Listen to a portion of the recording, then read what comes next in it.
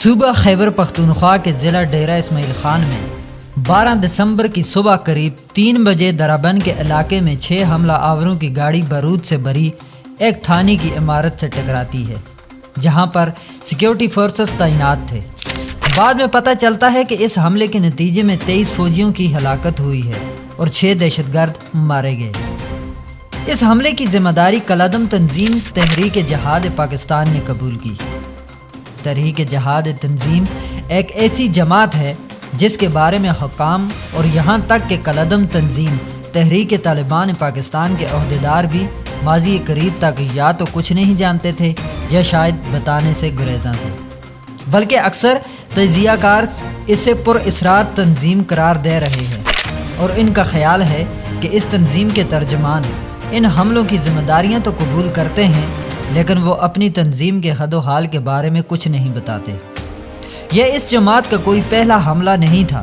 اس سے پہلے یہ تنظیم چمن، بولان، سوات کے علاقے قبل اور لکی مروت میں حملوں کی ذمہ داریاں بھی قبول کر چکی ہے۔ اس جماعت کا نام حال ہی میں سامنے آیا جب اس تنظیم نے صوبہ بلوچستان کے سرحدی شہر چمن میں سیکیورٹی فورسز پر حملے کی ذمہ داری پہلی بار قبول کی۔ سینئر صحافی احسان اللہ ٹیپو نے اس بارے میں BBC کو بتایا کہ اس سال فروری میں انہیں ٹیلی فون پر پیغام موصول ہوا جو بظاہر کسی یورپی ملک کے نمبر سے تھا۔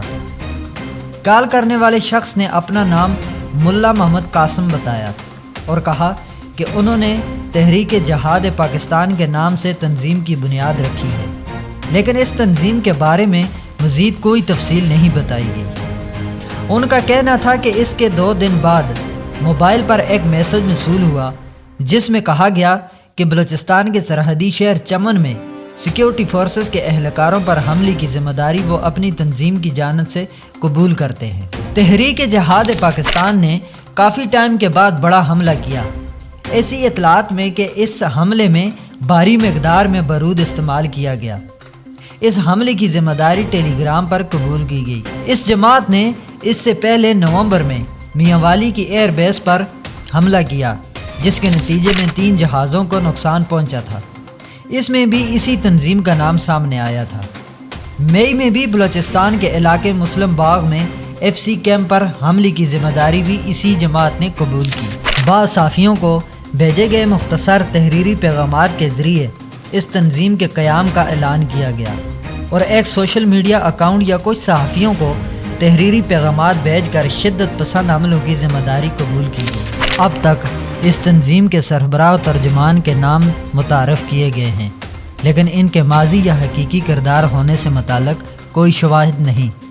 اس تنظیم کے ترجمان اپنا نام ملا محمد قاسم لکھتے ہیں، جنہوں نے صحافیوں کی درخواست اور کوشش کے باوجود اب تک کسی سے بات نہیں کی اور فقط تحریری پیغامات ہی بھجوائے ہیں۔